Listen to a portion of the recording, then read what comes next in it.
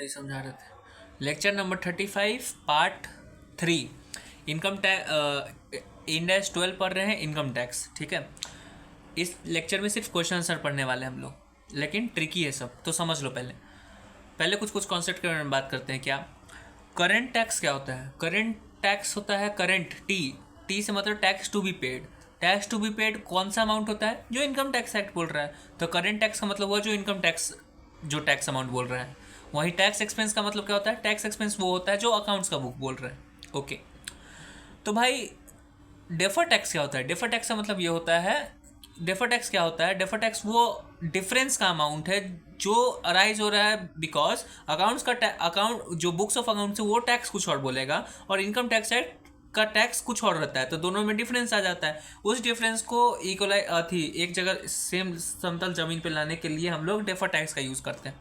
ठीक है, एक बात होता है जर्नल एंट्री क्या होता है टैक्स का? टैक्स का जर्नल एंट्री क्या होता है?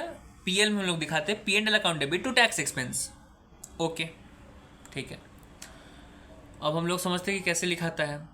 देखो भाई जब भी डीटीएल क्रिएट होता है, डी रेफर टैक्स लाइबिलिटी, तो जर्नल एंट्री क्या देते हैं याद करो। डीटीएल अगर क्रिएट करना है तो डीटीएल लाइबिलिटी है, तो लाइबिलिटी क्रिएट करने के लिए डीटीएल को क्रेडिट करना होगा। लाइबिलिटी क्रेडिट होता है तो टू डीटीएल कर दिए, तो बाई में क्या जाएगा? बाई में टैक्स एक्सपेंस जाएगा। Tax expense account debit to DTL, तो ये टैक्स एक्सपेंस टू डीटीएल चला गया। ठीक है, डीटीएल क्रिएट हो गया, उतना उसका क्रेडिट बैलेंस क्रिएट हो गया। उसको डेबिट अगला साल करे ना करे उससे मतलब नहीं, क्योंकि वो लाइबिलिटी है, वो तो बैलेंस शीट में गया, उसको हमको बैलेंस करने का जरूरत नहीं है। लेकिन जो टैक्स एक्सपेंस है, टैक्स एक्सपेंस टू डीटीएल बना, तो टैक्स एक्सपेंस तो एक्सपेंस है, पीएल आइटम है, उसको बैलेंस करना पड़ेगा। तो tax expense account debit to DTL हुआ है, बाई वाला तो खाली है, तो बाई में क्या जाएगा? तो उसको उसका बैलेंस करने के लिए हम लोग क्या बनाते हैं? P&L account debit to tax expense. क्यों? क्योंकि टैक्स एक्सपेंस टू डीटीएल हो चुका है। तो अगर क्रॉस एंट्री करें तो सीधा बात आता है कि पीएल टू डीटीएल होता है, लेकिन इसको दिखाने के लिए हम लोग क्या करते हैं? PL to tax expense to DTL. Okay, वहीं डीटीए का क्या होता है? डीटीए क्या है? एसेट। तो एसेट को बनाने के लिए डेबिट करना होगा, तो डीटीए अकाउंट डेबिट, तो टू में क्रेडिट साइड में क्या जाएगा? DTA account debit to tax income. Okay, तो डीटीए तो एसेट है, तो वो उसको बैलेंस करने का जरूरत नहीं है, वो डेबिट साइड में बैलेंस फिगर कुछ करना चाहिए क्योंकि वो बैलेंस शीट में जाएगा। ओके, लेकिन डीटीए टू जो टैक्स इनकम आया, वो टैक्स इनकम तो पीएल आइटम है, तो टैक्स इनकम का लेजर जो बनेगा तो बाई डीटीए तो आया हुआ है, टू में कुछ नहीं है, अब इसको बैलेंस करना है, तो टू में लाने के लिए टू को कुछ तो लिखना होगा। क्या लिखेंगे? तो लिखेंगे defer tax asset, sorry tax income to PL, तो पीएल में चला जाएगा by by tax income. Okay, समझ गए? ठीक है भाई, हम समझ गए। तो ये सब तो हम पूरा तुमको समझा दें कि डीटीए बनाने के लिए टैक्स एक्सपेंस का यूज़ किया, डीटीएल बनाने के लिए टैक्स एक्सपेंस का यूज़ किया, मतलब डीटीए के लिए टैक्स इनकम और डीटीएल के लिए टैक्स एक्सपेंस। ट्रू, समझ में आ गया तुमको? ठीक है। और ये जो टैक्स एक्सपेंस या टैक्स इनकम जो बचा बना, उसको ख़त्म करने के लिए हम लोग उसको कहाँ ले गए? P&L अकाउंट में ले गए। ठीक है, तो P&L अकाउंट में कैसे दिखता है? जब हम लोग टैक्स देंगे, मतलब जब भी जो टैक्स तो टैक्स देंगे नहीं, जो टैक्स बन रहा है उसको तो लिखना होता है कि इस साल का टैक्स कितना बन रहा है, तो P&L account debit to tax लिखाएगा। तो तुम तो टू टैक्स का मतलब कि टू टैक्स एक्सपेंस ही हुआ, काहे कि टैक्स इनकम तो डेबिट क्रेडिट साइड में है, उसका एंट्री तो हुआ tax income to PL, PL to tax expense नहीं हुआ। ट्रू, समझ गए? लेकिन हर वक्त तो यही जनरल एंट्री होगा ना कि पीएल टू टैक्स एक्सपेंस, क्योंकि टैक्स तो हम लोग पे करने वाले हैं। तो भाई ये क्या कर रहे हो? टैक्स इनकम, वही समझाने के लिए ये पूरा कॉन्सेप्ट हम अभी बना रहे हैं एक तरीके से। हम बस अभी ट्राई कर रहे हैं तुमको समझाने का। ठीक है, ठीक है।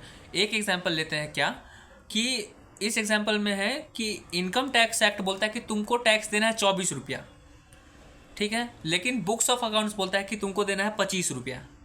इनकम टैक्स एक्ट बोला 24, बुक्स बोल रहा है 25।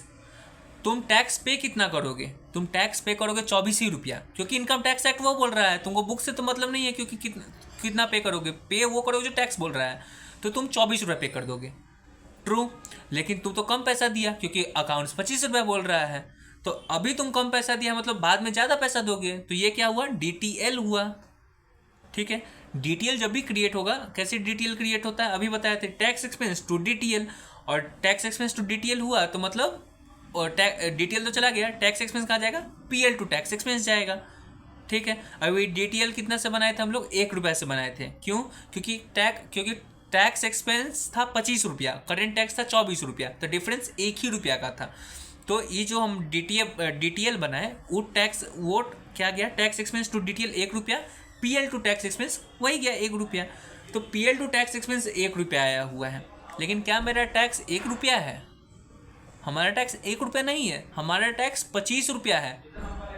अरे हमारा टैक्स 25 रुपये का है, हमारा टैक्स तो 24 रुपया। अरे भाई 24 रुपया टैक्स के हिसाब से है, अभी तो हम लोग बुक्स में लिख रहे हैं ना, तो बुक्स में तो जो एज पर बुक्स होगा वो होगा। तो तुम तो अभी पीएल टू टैक्स एक्सपेंस 1 रुपया दिखा चुके हो, जो डेफर टैक्स एसेट बनाने में गया है वो लिख गया, लेकिन तुम्हारा असली एज पर बुक्स कितना टैक्स है, 25 रुपया। तो तुम कैसे लिखोगे? कुछ नहीं, जो हम पीएल टू टैक्स एक्सपेंस 1 रुपया किए हुए हैं, उस 1 रुपया को हम लोग बना देंगे 25 रुपया। थूक से मिटा के बना दोगे? थूक से मिटा के नहीं ना बना पाओगे। उसको बनाने के लिए तुमको क्या करना होगा, 24 रुपया और ऐड करना पड़ेगा, एक और एंट्री देना होगा, P&L account debit to tax expense plus 24 रुपया। तो 24 रुपया, एक पीएल टू टैक्स एक्सपेंस 1 रुपया आया हुआ था, फिर किए पीएल टू टैक्स एक्सपेंस 24 रुपया, तो 24 प्लस 1 25 रुपया हो गया। ट्रू, एकदम हो गया।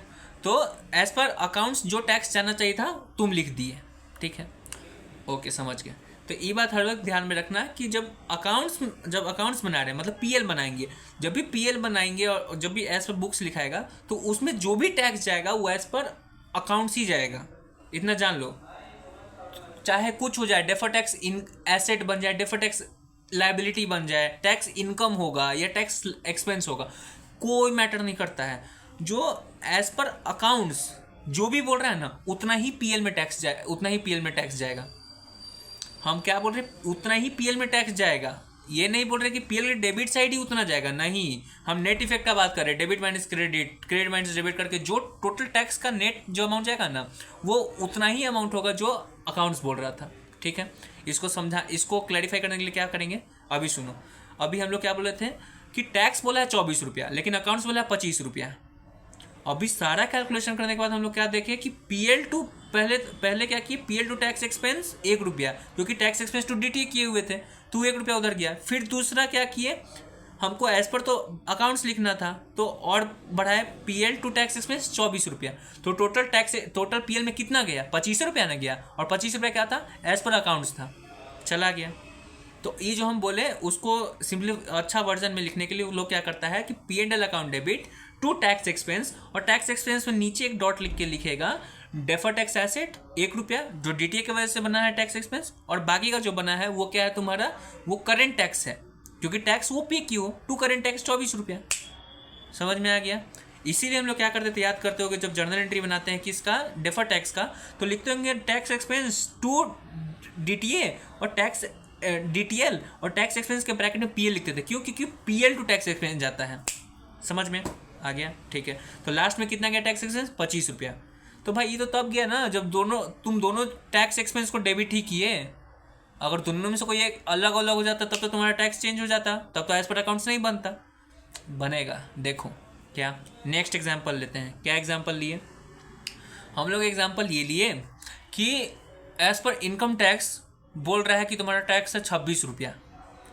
ठीक है भाई, 26 रुपया है, मान लेते हैं, लेकिन जो बुक्स ऑफ अकाउंट है वो बोलता है कि नहीं, तुम्हारा टैक्स ही 25 रुपया है। टैक्स बोल रहा है कि 26 रुपया है, अकाउंट्स बोल रहा है 25 रुपया है। पीएल में कितना जाएगा? पीएल में उतना ही जाएगा जितना अकाउंट्स बोल रहा है, लेकिन ये नहीं कि सीधा लिखा जाएगा, वो नहीं, नेट इफेक्ट हो सकता है।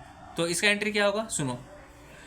हम लोग 26 रुपया दे रहे हैं, लेकिन टैक्स ही 25 रुपया है, मतलब हम लोग टैक्स ज़्यादा दे रहे हैं। इसका मतलब क्या, अगला साल टैक्स कम देना पड़ेगा। तो हम लोग क्या बनाए, defer tax asset. Defer tax asset का एंट्री क्या होता है, DTA account debit to tax income, और टैक्स इनकम डीटीए तो बैलेंस शीट गया, टैक्स इनकम पीएल आइटम है, तो इसको खत्म करने के लिए क्या करना होगा, तो करना होगा इधर टू टैक्स इनकम था, इधर डीटीए टू टैक्स इनकम था, तो टैक्स इनकम को खत्म करने के लिए क्या करेंगे, tax income account debit to PL, तो पीएल में बाई टैक्स इनकम जाएगा। तो बाई टैक्स इनकम तुम कर दोगे क्या, 26 - 25 1 रुपया। पीएल के क्रेडिट साइड में 1 रुपया है। ठीक है, अब पीएल का डेबिट साइड में क्या लिखोगे, जो तुम्हारा टैक्स एक्सपेंस है। कितना है तुम्हारा टैक्स एक्सपेंस, कितना है तुम्हारा टैक्स एक्सपेंस जो तुम अति कर रहे हो, क्या कर रहे हो, करेंट टैक्स है तुम्हारा, कितना है करेंट टैक्स 26 रुपया, तो टू टैक्स एक्सपेंस 26 रुपया लिख दिया, ट्रू, बात खत्म। तो टैक्स एक्सपेंस 26 रुपया तुम डेबिट में लिखा, क्रेडिट में उधर 1 रुपया है tax income, tax expense minus tax income 26 minus 1 कितना हुआ 25, अकाउंट्स कितना बोल रहा था 25, नेट इफेक्ट आ गया 25 का। बस हम यही तो बोल रहे थे कि अकाउंट्स में उतना ही टैक्स जाएगा जितना अकाउंट्स बोल रहा है, भले ही ऐसा नहीं कि डेबिट में ही सिर्फ लिखाएगा, नहीं, नेट इफेक्ट भी हो सकता है। ठीक है, अभी मेरे दिमाग में एक और बात आया, तुमको कहीं कन्फ्यूजन हो क्या, कन्फ्यूजन ये हो सकता है कि हाँ, कन्फ्यूजन नहीं, एक क्लैरिटी क्या, कि जो हम उतना से बोल रहे हैं ना पीएल टू टैक्स एक्सपेंस, जो डेबिट साइड में जो टैक्स एक्सपेंस जा रहा है उसको उस टैक्स एक्सपेंस में 2 कंपोनेंट हो सकता है, क्या, current tax plus defer tax liability. अगर to side P L to tax expense जा रहा है और पीएल टू टैक्स एक्सपेंस जा रहा है, इसका मतलब पीएल टू टैक्स एक्सपेंस गया है और उसमें डेफर टैक्स भी है, तो वो डेफर टैक्स लायबिलिटी ही होगा। क्यों डेफर टैक्स लायबिलिटी क्यों होगा, क्योंकि भाई टैक्स एक्सपेंस में अगर टैक्स एक्सपेंस है तब डेफर टैक्स हुआ है, तो टैक्स एक्सपेंस डेफर टैक्स कब होगा, जब लायबिलिटी हुआ है। ठीक है, नहीं तो अगर एसेट होता, अगर डेफर टैक्स एसेट होता तो इनकम बन जाता, ये टैक्स एक्सपेंस है, इसीलिए डेफर टैक्स जो पीएल टू टैक्स एक्सपेंस जाएगा उसमें 2 कंपोनेंट होगा, current tax plus tax expense.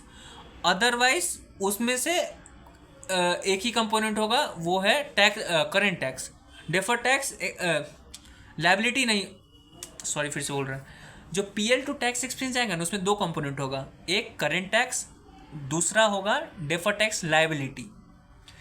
ठीक है, या फिर यही होगा कि जो टैक्स एक्सपेंस में सिर्फ एक ही कंपोनेंट बचेगा, क्या, करेंट टैक्स का, डेफर टैक्स लायबिलिटी नहीं होगा। क्यों, क्योंकि डेफर टैक्स एसेट हुआ होगा तो टैक्स एक्सपेंस टैक्स इनकम बन गया होगा, क्रेडिट साइड चला गया होगा। ठीक है, तो ये बात दिमाग में समरी याद करने के लिए यही रखना कि जो पीएल टू टैक्स एक्सपेंस जाता है ना उसमें करंट टैक्स जाएगा हर वक्त। अभी वाला जो लेटेस्ट एग्जांपल लिए थे 26 वाला, उसमें टैक्स एक्सपेंस में कितना लिखे थे 25 रुपया। क्यों, क्योंकि करंट टैक्स बोल रहा है, सॉरी 25 रुपया बोल, टू टैक्स एक्सपेंस कितना कहते हैं 26 रुपया। क्यों, क्योंकि टैक्स बोल रहा है उतना, तो करंट तो पीएल टू टैक्स एक्सपेंस का मतलब समझ लिया, पीएल टू करंट टैक्स, और प्लस तुम अथी कर देना। ठीक है, चलो अब हम लोग ये तो तुमको समझा दिए हैं, बहुत लंबा अच्छा खासा समझाए हैं, जिसका कोई ज़रूरत था एक तरीके से समझने के लिए समझ लो, नहीं समझ में आया तो कोई बात नहीं, ज़्यादा दिमाग में उठा पड़ो, आगे भी हम लोग को पढ़ेंगे तो समझेंगे बाद में। ठीक है, चलो एक है इलस्ट्रेशन नंबर 5 जो पेज 8.3 पे है, और उसका आंसर है हमारा क्या उसको कहते हैं, पेज नंबर 320 पे। ठीक है, ये क्वेश्चन है थोड़ा सा ट्रिकी, इसको समझाने के लिए हम क्या किए हैं कि इतना सारा कॉन्सेप्ट तुमको उतना सब बताए हैं। ठीक है, चलो शुरू करते हैं। इस क्वेश्चन में क्या बोलता है, 2 को ट्रिकी पॉइंट है, बताते हैं क्या। पहले क्वेश्चन क्या है, क्वेश्चन में तुमको देखो लिखा हुआ है, prepare necessary entries as at 31 March 12 taking current and defer tax into account. मतलब तुमको करेंट टैक्स और डेफर टैक्स दोनों निकालना है। करेंट टैक्स का मतलब क्या हुआ, जो टैक्स टू बी पेड है। टैक्स टू बी पेड क्या होता है, जो एज पर इनकम टैक्स है, तो जो एज पर इनकम टैक्स जो भी टैक्स बन रहा है वो तुमको कैलकुलेट करना है। और दूसरा तुमको डेफर टैक्स कैलकुलेट करना है। डेफर टैक्स ऐसे कैलकुलेट करते हैं, 4 कॉलम बना के, carrying value, tax base, difference, defer tax. ठीक, उसके बाद लिखा है द टैक्स रेट इज 25%, ये तो टैक्स रेट दिया हुआ है। फिर आगे एक बात लिखा हुआ है वो तुमको समझाएंगे, अभी जरूरत नहीं है। ठीक है, ये तो क्वेश्चन था। ओके, इस क्वेश्चन को समझाने, इस क्वेश्चन में 2 को ट्रिकी पॉइंट है। पहला ट्रिकी पॉइंट क्या है कि जब तुम क्वेश्चन पढ़ोगे वो क्या बोल रहा है कि ट्रिकी पॉइंट से पहले कहा कि ए लिमिटेड है, उसका अकाउंटिंग प्रॉफिट है 100,000 और टैक्सेबल प्रॉफिट है 104,000। तो करंट टैक्स क्या हुआ, करंट टैक्स वो होता है जो टैक्स टू बी पेड है। टैक्स टू बी पेड मतलब जो इनकम टैक्स बोल रहा है, तो इन एज पर इनकम टैक्स टैक्सेबल प्रॉफिट कितना है 104, तो करंट टैक्स किस पे निकालेंगे 104 पे, 100,000 पे नहीं निकालेंगे क्योंकि 100,000 तो अकाउंटिंग प्रॉफिट है, हमको टैक्सेबल प्रॉफिट पे निकालना है। तो ऐसे तुम 104,000 पे 25% जो टैक्स रेट है उस पर निकाल दोगे तो तुमको करंट टैक्स मिल जाएगा। पहला पार्ट तुम्हारा सॉल्व हो गया। ठीक है, समझ गए। और चलो दूसरा पढ़ते हैं जो ट्रिकी है। 1 फरवरी को ये लोग मशीन खरीदा है कोई अमाउंट का, उस पर डेप्रिसिएशन लगा रहा है। अथी का जो मशीन है उसका लाइफ 10 साल है, ठीक है, as per accounts and as per tax. Tax भी बोल रहा है 10 साल है और अकाउंट्स भी बोल रहा है 10 साल है, दोनों में लाइफ सेम है। साल अभी तक यही होता था कि दोनों में लाइफ चेंज रहता तो डिफरेंस आता था, डेफर टैक्स निकाल देते, लेकिन इसमें तो लाइफ ही सेम है। अब डेफर टैक्स ऐसे निकाले, डेफर टैक्स ऐसे निकलेगा मेरे भाई। इसमें एक बात लिखा हुआ है क्या, कि अकाउंट्स में हम लोग डेप्रिसिएशन मंथली देते हैं, लेकिन टैक्सेशन में हम लोग 6 महीना पर हम लोग डेप्रिसिएशन देते हैं। हमको इससे मतलब नहीं है कि तुम एक ही महीना यूज़ किए, लेकिन तुम्हारा जो डेप्रिसिएशन होगा वो 6 महीना का होगा। कब? जब टैक्सेशन का बुक्स है। इसी वजह से डिफरेंस आ जाएगा। ये लोग खरीदा कब है? 1 फरवरी 2012 को, 1 फरवरी 12 को, और हमको रिपोर्ट कब पढ़ना है? 31 मार्च 12 को, मतलब फरवरी और मार्च 2 महीना। अकाउंट्स में तो 2 महीना का डेप्रिसिएशन कटेगा, लेकिन टैक्सेशन में भले ही 2 महीना हुआ है, लेकिन अभी टैक्सेशन वाला क्वेश्चन में क्या बोल दिया है कि हम 6 महीना वाला डेप्रिसिएशन चार्ज करेंगे। तो इसलिए 2 महीना हम यूज़ किए हैं 31 मार्च 12 तक, लेकिन डेप्रिसिएशन इन इनकम टैक्स 6 महीना का लगेगा। तो दोनों में तुम्हारा डिफरेंस आ जाएगा। जब तुम क्वेश्चन देखोगे तो तुमको समझ में आ जाएगा कि कैरिंग अमाउंट जो हुआ अकाउंट्स के हिसाब से 118 हुआ, लेकिन टैक्स बेस 114 हो जाएगा। डिफरेंस निकालोगे तो तुमको डेफर टैक्स मिल जाएगा। तो तुमको पता चल रहा है कि डेफर टैक्स लायबिलिटी है 1 का, ठीक है, 1 का तुम्हारा DTL है। चलो ठीक है, ये तो तुम्हारा ट्रिकी पॉइंट 1 था कि भले ही लाइफ सेम है लेकिन तब भी डेफर टैक्स आ रहा है। क्यों आ रहा है? क्योंकि तुमको डेप्रिसिएशन का डेप्रिसिएशन में चेंजेस है, इसलिए डिफरेंस आ रहा है। ये ट्रिकी पॉइंट 1 था। अब ट्रिकी पॉइंट 2 समझने के लिए तुम पहले क्वेश्चन देखते हैं। पार्ट 2 क्वेश्चन क्या बोल रहा है? In year 2011-12 expense of 8,000 were incurred for charitable donation. Charity किया है इसलिए 8,000 रुपया, चैरिटी के लिए 8,000 रुपया दिया है, ठीक है। लेकिन आगे क्या लिखा है? This are not deductible for tax purpose. मतलब हम लोग चैरिटी तो दे दिए, लेकिन टैक्स में इसको हम लोग एक्सपेंस नहीं दिखा सकते। अकाउंट से भले दिखा सकते हैं PL टू चैरिटी, लेकिन टैक्सेशन में हम लोग PL टू चैरिटी नहीं दिखा सकते हैं। ये चैरिटी डिसअलाउड है। समझ गया? चलो ठीक है, समझ गया। तो एक बात याद करो, जब हम इसको जर्नल एंट्री जब डेफर टैक्स निकालना शुरू करोगे तो तुम कैरिंग अमाउंट तो 8,000 एक्सपेंस किए हो तुम, तो PL में कुछ जाएगा नहीं। चैरिटी की हो तो PL में जाएगा, अकाउंट्स के PL में, बैलेंस शीट में कुछ नहीं जाएगा, तो कैरिंग अमाउंट 0 हुआ। अब तुम टैक्स में जाओ, टैक्स में तुम कुछ नहीं लिख पाओगे। क्यों नहीं कुछ लिख पाओगे? क्यों? क्योंकि वहाँ पे वो तुमको अलाउ ही नहीं किया गया है कि टैक्स एक्सपेंस तुम PL टू चैरिटी कर सकते हो, तो वहाँ भी 0 जाएगा, क्योंकि वहाँ भी बैलेंस शीट में कुछ नहीं किया। डिफरेंस दोनों कैरिंग अमाउंट और टैक्स बेस में दोनों में कोई डिफरेंस ही नहीं है, तो 0 लिखा जाएगा, तो डेफर टैक्स नहीं बनेगा। हाँ ठीक है, डेफर टैक्स नहीं बनेगा, लेकिन तुम गलत चल रहे हो। क्यों गलत चल रहे हो? अरे भूल गए कि जो चीज़ डिसअलाउ है टैक्सेशन में, उसका टेम्पररी डिफरेंस ही नहीं होता है, वो परमानेंट डिफरेंस होता है। और जो परमानेंट डिफरेंस हो गया वो कभी रिवर्स ही नहीं होगा। और जब रिवर्स नहीं होगा तो तुम डेफर टैक्स एसेट या डेफर टैक्स लायबिलिटी बना के क्या कर लोगे? वो रिवर्स से नहीं होने वाला है कभी भी। तुमको एग्जेम्पशन मिला हुआ है कि तुम कोई चीज़ का एग्जेम्पशन मिला हुआ है कि समथिंग कुछ भी तुम पढ़े हुए पहले, अभी याद नहीं आ रहा हमको। तो जो अदर देन टेम्पररी डिफरेंस है, मतलब जो परमानेंट डिफरेंस है, वो रिवर्स नहीं होता है। तो जब रिवर्स नहीं होगा तो उसका DTL नहीं बनेगा, बस। तो यहाँ पे नहीं बना, ठीक है, हो गया, क्वेश्चन कंप्लीट। तो तुम क्या निकाले? डेफर टैक्स भी तुम निकाल दिए। डेफर टैक्स कितना है? 1 रुपया। और करेंट टैक्स तुम निकाल दिए, वो कितना हुआ? 104 का 25%, 26 रुपया। तो इसमें ट्रिकी क्या था? ट्रिकी अब है, अबे याद कर, क्या सुनो, अभी हम लोग क्या पढ़े थे कि करेंट टैक्स कुछ और होता है, डेफर्ड करेंट टैक्स कुछ और होता है, टैक्स एक्सपेंस कुछ और होता है। इसी वजह से डिफरेंस आता है, इसलिए डेफर टैक्स बनता है, ठीक है। और डेफर टैक्स बन गया है, उसको भूल जाओ। अकाउंट्स में जो टैक्स जाएगा, नेट टैक्स जाएगा, डेबिट और क्रेडिट सब कुछ करने के बाद भी जो टैक्स जाएगा ना, वो एज पर अकाउंट्स ही रहेगा। ऐसा? हाँ भाई, अभी तुम वही बोला था। हाँ ठीक है, वही बोले थे। तो एक बात बताओ, यहाँ पे एज पर अकाउंट्स 100,000 का प्रॉफिट है, 100,000 का प्रॉफिट है, तो टैक्स कितना हुआ? एट द रेट 25%, 25,000 बोल जाओ, 25 का प्रॉफिट होना, 25 का टैक्स होना चाहिए था।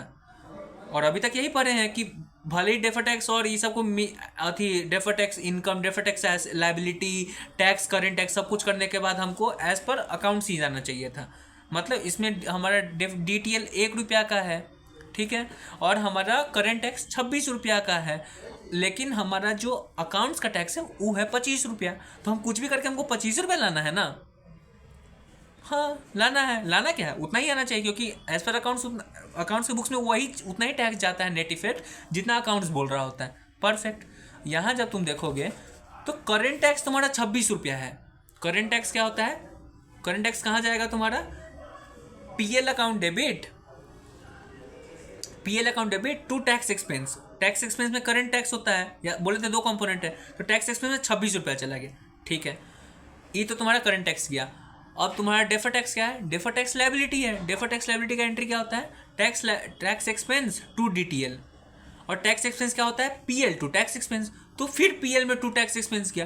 पहले से टैक्स एक्सपेंस में करंट टैक्स था, अब DTL का भी 1 रुपया आ गया, तो 26 + 1 27 हो गया। इधर टैक्स इनकम कुछ गया ही नहीं। अबे तो टैक्स एक्सपेंस तो 27 रुपया चला गया। और अकाउंट से बुक में 27 रुपया तुम्हारा टैक्स एक्सपेंस दिखा रहा है, नेट इफेक्ट भी दोगे तो 27 रुपया आ रहा है।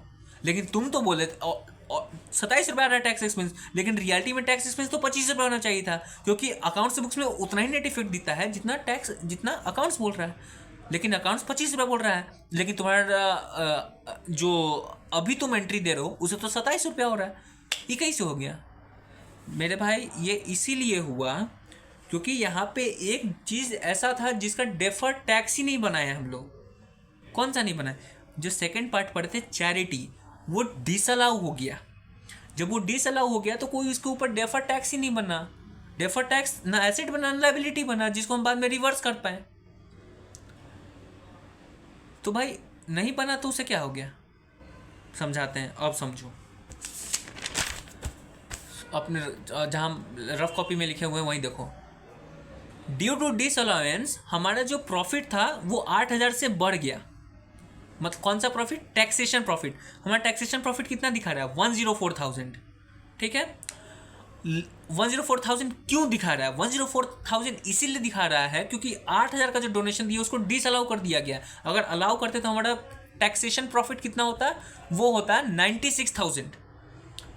और 96,000 अगर टैक्सेशन प्रॉफिट है तो उसके ऊपर टैक्स कितना बनता? 96,000 इंटू 25%। अगर 96,000 पे 25% निकालोगे तो वो परफेक्टली तुम्हारा कितना होता है? 24। तो करंट टैक्स तुम्हारा 24 बन जाता। और उधर DTL तुम एगो बनाए हुए थे क्वेश्चन पार्ट 1 का, तो 24 + 1 25। तुम्हारा अकाउंट्स में भी 25 चल जाता और अकाउंट्स बोल भी 25 रहा था। लेकिन ये जो डिसअलाउ हो गया उसके चक्कर में तुम्हारा क्या उसको कहते हैं, टैक्स एक्सपेंस जो 25 देना था चाहिए था एग्जैक्टली में, वो 25 से 27 चला गया। क्यों गया? क्योंकि एक चीज़ तुम्हारा जो जो एक्सपेंस किए थे वो सारा टैक्स डिसअलाउ कर दिया। जनरली अभी नहीं, अभी डिसअलाउ करके अगला साल अलाउ कर देता है, लेकिन ये परमानेंट डिफरेंस है, ये कभी अति चेंज ही नहीं करेगा। अगर रिवर्स होता तो DTL बनता। DTL को और करंट टैक्स को मिला के टैक्स एक्सपेंस में वही आता जो तुम्हारा अति होता, लेकिन ई साला ले ही नहीं रहा था, इस वजह से मिस्टेक हो गया। समझ में आ गया तुमको कि यहाँ पे ये ट्रिकी क्यों था? ट्रिकी यही था कि हम क्या बोले थे कि अकाउंट्स में वही टैक्स जाएगा नेट इफेक्ट जो अकाउंट्स बोल रहा है, लेकिन यहाँ पे नहीं हो गया। क्यों नहीं गया? क्योंकि एक चीज डिसअलाउ कर दिया गया था, ठीक है। इसी के लिए देखो नीचे लिखा है also prepare tax reconciliation in absolute number as well as the tax rate reconciliation. एक जो टैक्स रिकंसिलेशन का जो अमाउंट है, जो एब्सोल्यूट नंबर का जो अमाउंट होगा, जो एब्सोल्यूट नंबर्स में 22,000 समथिंग, वो एब्सोल्यूट नंबर में कितना डिफरेंस आ रहा है उसको तुमको रिकंसाइल करना पड़ेगा as per accounts and tax, और रेट का कितना वेरिएशन आ रहा है। अभी तुम देखोगे तो टैक्स रेट क्वेश्चन में बोलता है 25% है, लेकिन टैक्स रेट 27% हो गया। अबे कैसे हो गया मेरे भाई? जब तुम अपना बुक PL तुम देखोगे तो PL में तुम्हारा टैक्स एक्सपेंस कितना जा रहा है? 26 + 1 27। टैक्स एक्सपेंस 27 है और अकाउंटिंग प्रॉफिट कितना है? 100। तो 27/100 करोगे तो तुम्हारा टैक्स परसेंटेज कितना निकला? 27% निकला, 25% नहीं हुआ। क्यों नहीं हुआ? 2% तुम ज़्यादा क्यों दिया? 2% टैक्स रेट इसीलिए ज़्यादा तुमको मिल रहा है क्योंकि टैक्स तुमको ज़्यादा इसलिए लग रहा है क्योंकि जो तुम्हारा टैक्स एक्सपेंस था उसको तुम उसको टैक्स वाला सब डिसअलाउ कर दिया। क्या? ड्यू टू डिसअलाउंस, कॉपी में देखोगे प्रॉफिट है हमारा टैक्स का वो 8,000 से बढ़ गया है क्योंकि डिसअलाउ कर दिया गया था। इसीलिए टैक्स हमारा कितना से बढ़ गया? 2 रुपया से। टैक्स 2 रुपये से कैसे बढ़ा भाई? जब 8,000 का 8 रुपया का जब डिसअलाउ हुआ। अरे 8 रुपये का प्रॉफिट अगर डिसअलाउ नहीं करते, सॉरी 8,000 का एक्सपेंस अगर डिसअलाउ नहीं करते तो हमारा प्रॉफिट कितना से कम जाता? डिसअलाउ मतलब 8,000 का प्रॉफिट अगर हम लोग अलाउ कर देते तो हमारा जो टैक्स है वो 26 नहीं बनता, वो बनता 24। क्यों? क्योंकि 8,000 पे 25% निकालोगे तो 2 रुपया आएगा, 2,000 आएगा। समझे? तो 2,000 रुपया जो तुम दे रहे हो एक्स्ट्रा, इसी वजह तुम्हारा जो टैक्स रेट है वो 25 से 27 गया। तो मतलब 2,000 का जो डिफरेंस है इस वजह से गया। चेक कर लो, देखो तुम्हारा 25 से 27 कितना का डिफरेंस है परसेंट का? 2% का। कैसे निकाले? तुम्हारा टैक्स होना कितना चाहिए था? टैक्स तुम्हारा होना चाहिए था 25,000, मतलब क्या उसको कहते हैं 25,000। तो 25,000 अपॉन 100,000 जो अकाउंटिंग प्रॉफिट इंटू 100 करोगे तो 25% आएगा। लेकिन अभी 27,000 बाई 100 कर रहे हो तो 27% आ रहा है। 25,000 से 27,000 के बीच में डिफरेंस कितना है? 2,000 का। ये 2,000 का डिफरेंस क्यों आया टैक्स में? क्योंकि 8,000 का जो अथी था एक्सपेंस था उसको डिसअलाउ कर दी। यही था बहुत पूरा चीज़। इसको सर बोल रहे हैं जो टैक्स रेट रिकन्सिलेशन और टैक्स अमाउंट रिकन्सिलेशन, उसको 2-3 बार पढ़ लेने के लिए बहुत टाइम दे दिए इसमें। ठीक है, अब हम लोग देखते हैं इलस्ट्रेशन नंबर 9। इसमें कुछ खास नहीं है लेकिन एक बार देख लो। इलस्ट्रेशन नंबर 9 क्या बोलता है कि K limited prepares consolidated financial statement to this.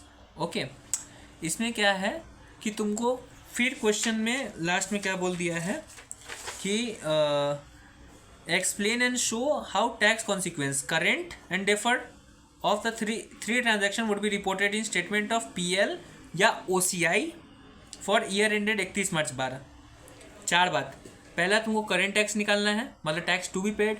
Defer tax निकालना है, ठीक है, और PL में कितना जाएगा, OCI में कितना जाएगा, ये 4 चीज़ तुमको पता करना है। ठीक है, टैक्स रेट 25%।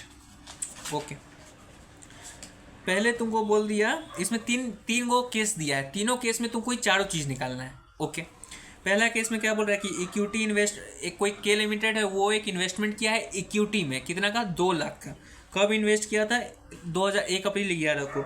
लेकिन वो जो इन्वेस्टमेंट है इक्विटी है, तो इक्विटी हर वक्त क्लासीफाई कैसे होता है? FVT OCI से हो सकता है, FVT PL से भी हो सकता है, लेकिन वो नॉन रिवोकेबल चांस है, तो जनरली FVT OCI पे रखते हैं। FVT OCI का मतलब क्या आता है? Fair value through OCI। True, ठीक है।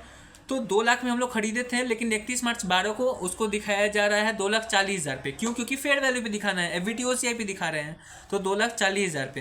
तो अकाउंट्स में 2,40,000 पे आ गया। ठीक है, तो जो कैरिंग अमाउंट है वो 2,40,000। वही टैक्स बेस क्या होगा? वो कॉस्ट पे आएगा 2 लाख, क्योंकि टैक्सेशन में फेयर वैल्यू ऐसा चीज़ कुछ नहीं होता है, हम लोग उस पर क्लासीफाई नहीं करते हैं, हर वक्त कॉस्ट पे करेंगे। तो carrying value 2,40,000, tax base 2 lakh, दोनों में डिफरेंस आ गया। अब डिफरेंस की वजह से डेफर टैक्स बनेगा, अब एसेट बनेगा, लायबिलिटी समथिंग कुछ बनेगा, देख लेना। लेकिन जनरली हम लोग क्या करते थे, अगर टैक्स एक्सपेंस हुआ तो टैक्स एक्सपेंस टू DTL बनेगा और टैक्स एक्सपेंस PL में चल जाता था। लेकिन मेरे भाई ये PL में नहीं जाएगा। क्यों? ये PL में नहीं जाके ये OCI में जाएगा। OCI में क्यों जाएगा? क्योंकि ये जो इंस्ट्रूमेंट वो साला OCI से क्लासीफाई हो रहा है मेरे भाई, तो OCI में जाएगा। ये तो तुमको पता ही है बस। ठीक है, याद रखना, ज़्यादा इंपॉर्टेंट नहीं था, अब इंपॉर्टेंट है। दूसरा क्वेश्चन B वाला पार्ट क्या बोलता है कि के लिमिटेड अपना सब्सिडियरी को एसेट, मतलब एसेट बोल रहे हैं, गुड्स बेचा है। क्या किया है? गुड्स बेचा है। ठीक है, ओके, कितना का बेचा? 80,000 का गुड्स बेचा। ओके, ठीक है, हम लोग अपने सब्सिडियरी को 80,000 का गुड्स बेचे, वो लोग कुछ सामान अथी किया, क्या उसको कहते हैं, मतलब हम 80,000 रुपया, 80,000 मेरे पास गुड्स था 64,000 का, हम अपने सब्सिडियरी को बेचे उसको 80,000 में, 80,000 में उसको बेचे। प्रॉफिट कितना? 14,000 का। बाद में पता चला कि जो मेरा सब्सिडियरी था वो क्या किया कि वो सिर्फ 40% ही गुड्स बेचा। हम उसको 64,000 का गुड्स बेचे थे 80,000 में, और उसके बाद जो 80,000 का सामान गया उसके पास जो गया है उसमें से वो सिर्फ 40% बेच पाया। मतलब 80,000 का जो सेल वैल्यू जो था गुड्स का, उसका सिर्फ 40%, मतलब 32,000 का गुड्स वो बेच पाया। बाकी का जो गुड्स था वो नहीं बेच पाए, वो क्लोजिंग स्टॉक है उसके पास रखा हुआ है।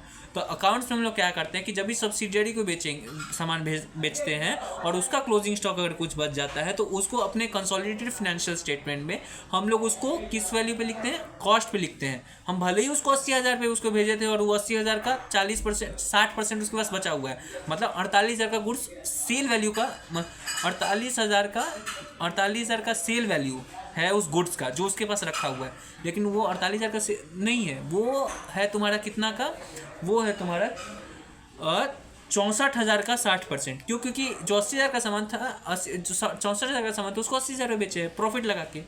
तो अकाउंट्स में हम लोग ऑन कॉस्ट अपने अथी में क्लोजिंग स्टॉक में दिखाएंगे।